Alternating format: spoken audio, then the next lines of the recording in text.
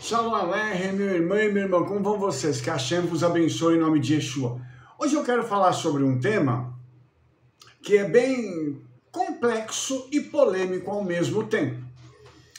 A pergunta é a seguinte: Yeshua pregou no inferno? Sim ou não? Deixa eu ler um texto para vocês aqui, tá? Esse texto está em 1 Pedro, capítulo 3, o verso 18, 19 e 20. Eu vou ler para você. Está escrito assim: porque também o Mashiach padeceu uma vez pelos pecados, ele justo pelos injustos, para levar-nos a Elohim, havendo sido mortificado na carne, porém vivificado pelo Espírito.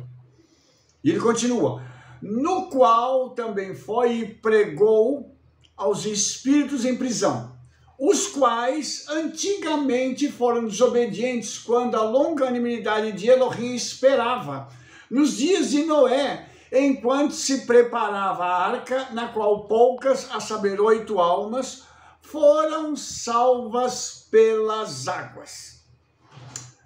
Esse texto aqui, ele é muito interessante, e eu vou ler para você um texto aqui da Pesikta Rabakti, que inclusive está aqui no meu livro, tá? Esse texto está aqui, ó, que eu vou ler para você agora, e eu vou fazer um comentário agora baseado naquilo que eu escrevi, tá bom? O texto diz o seguinte: Satã ficou tremendo e caiu sobre o seu rosto e disse: certamente este é o Messias que vai fazer com que eu e todos os anjos das nações sejamos engolidos do inferno. Por que a Pesikta Rabati diria isso? Vamos tentar então juntar os pedaços para a gente poder entender o que aconteceu, como é que chegou nisso aqui. Vamos lá? Vamos voltar um pouco na história, então, naquele momento em que Yeshua está erguido na estaca de execução. Ele está ali com 2 homens, um ao lado do outro. 2 ladrões, que estavam ali por merecimento. Ele injustamente. Aí, um deles fala assim: olha, se você realmente é o filho de Elohim, como dizem por aí, desce daí dessa estaca de execução e aproveita e tira a gente aqui. O outro vira e fala assim: rapaz, né, na minha linguagem mais simples, rapaz, nós estamos aqui porque nós pecamos. Esse homem está aqui injustamente. E ele diz para Yeshua: Senhor, lembra-te de mim quando entrares no teu poder soberano? E Yeshua disse assim para ele: hoje mesmo estarás comigo no Gan Eden. Aí, Yeshua morre, os 2 morrem, e não se fala mais sobre o assunto. E a pergunta é: o que aconteceu depois? Antes de continuar dissertando sobre isso, eu quero te fazer uma pergunta. Yeshua alguma vez mentiu? A resposta é não. Se ele nunca mentiu, então nós temos aqui um elemento muito importante, muito interessante, que nós vamos parar para considerar. E que elemento é este? É o elemento que está ligado à veracidade da pessoa de Yeshua. Se ele disse que naquele mesmo dia estaria com aquele homem no Gan Eden, isso significa que ele iria cumprir aquilo que prometeu. Logo após Yeshua ter morrido, e aquele homem também, a alma dos 2 foi para algum lugar. E a daquele terceiro homem também. Então, pegando a Bíblia no que ela disse, então Yeshua escoltou aquele homem até o Gan Eden, no Jardim do Éden, onde a tradição judaica diz que estão os salvos. As pessoas que morrem salvas vão para lá. E aí, o outro homem deve ter ido para onde? Obviamente para o inferno. Então, quando Yeshua deixa esse homem lá, logo depois deve ter acontecido alguma coisa. E o que aconteceu? 3 dias e Yeshua fica morto, como a Bíblia diz, no seio da terra. Só que na eternidade 3 dias são segundos. E aí, o que aconteceu? Porque o livro de Apocalipse diz que Yeshua tem nas mãos a chave, que significa autoridade, sobre a morte e sobre o inferno. Então, isso significa que em algum momento Yeshua esteve naquele lugar que nós conhecemos como inferno e tomou de Satanás essa autoridade. E quando foi isso? A minha opinião é que logo após Yeshua ter entregue esse homem no Gan Eden, ele sai, porque você já deve ter visto o meu outro vídeo, onde eu digo que o Jardim do Éden e o inferno estão no terceiro céu em paralelo. E de um lugar dá para se avistar o outro. Isso também eu expliquei na parábola que a gente conhece, o pessoal conhece como parábola do rico e do Lázaro, do Eleazar, né? Isso também está explicado nos meus vídeos, você vai lá e vê. E Yeshua então vai fazer o quê? Yeshua vai lá, nesse lugar, para tomar de volta a autoridade. E aí eu gostaria que você parasse para pensar no seguinte. Esse texto da Pessikta Rabati dá a entender que quando o Messias Yeshua chegou lá, não foi uma coisa assim, olha, dá licença que eu vou entrar, tá? Se você me permite, eu vou adentrar aqui no inferno. Ele é dono, criador, tem autoridade, poder. Como é que você acha que ele entrou?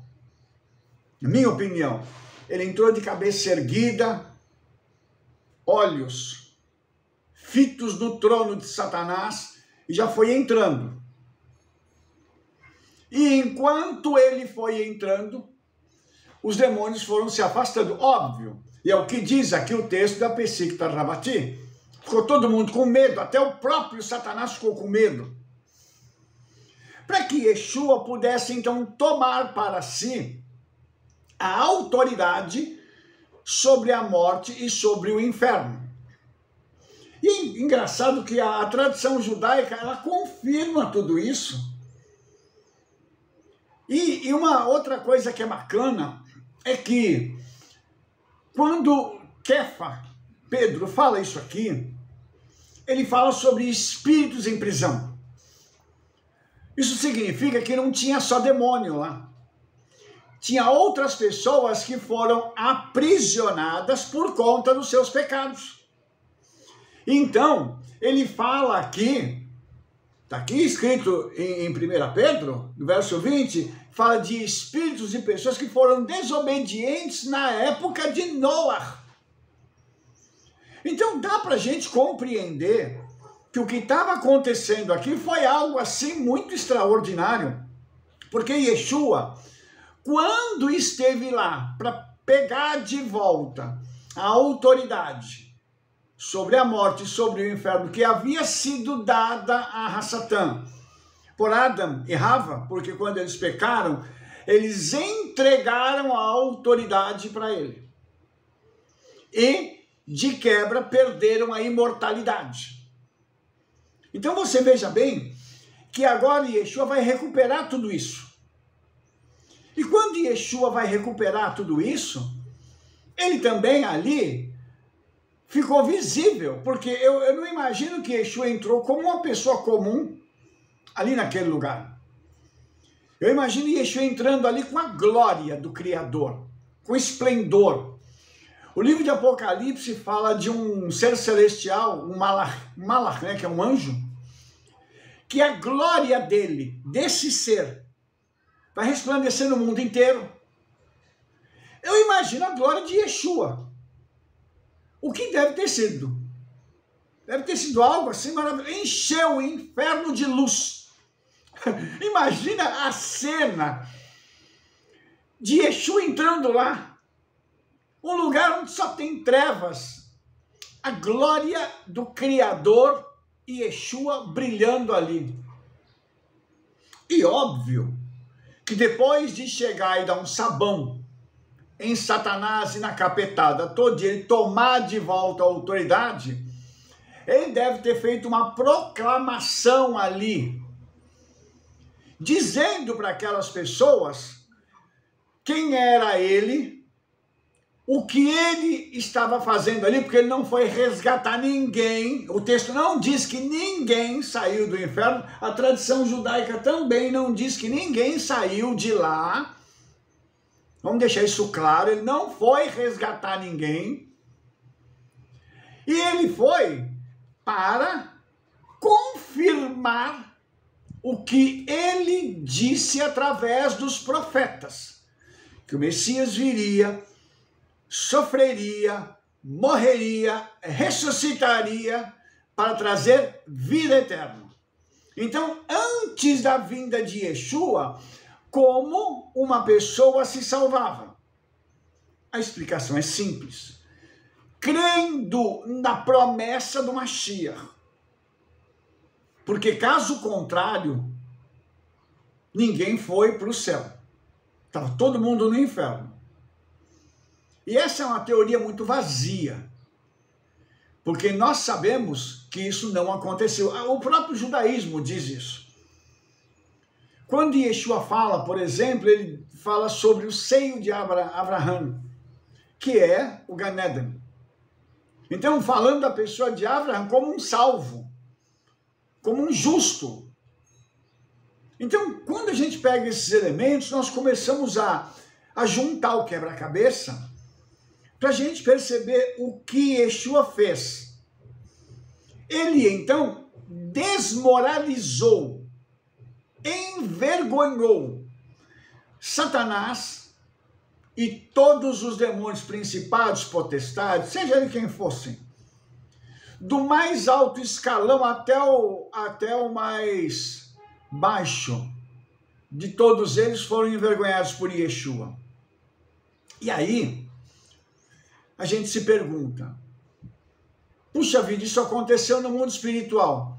Como é que Kefa ficou sabendo disso? É uma boa pergunta. Ele recebeu algo do Espírito Santo que deve ter dito para ele. Aqui não está escrito como é que ele recebeu isso. Eu acredito que foi uma revelação. Até ele pode ter tido uma visão, eu não duvido. Mas o fato é que está registrado aqui isso que aconteceu. E quando nós pegamos a Bíblia como um todo e vamos juntando as peças, nós temos um quebra-cabeça do cenário que aconteceu ali. Isso tudo antes de Yeshua ressuscitar. Porque quando ele ressuscita, ele já está com a plenitude do poder nas mãos. Até aquilo que estava nas mãos do adversário volta para as mãos de Yeshua. E é impressionante a gente compreender isso e saber o que Yeshua fez. E saber que até os ímpios, até os demônios sabem o que Yeshua fez. Então, quando a gente pega isso, é de impressionar.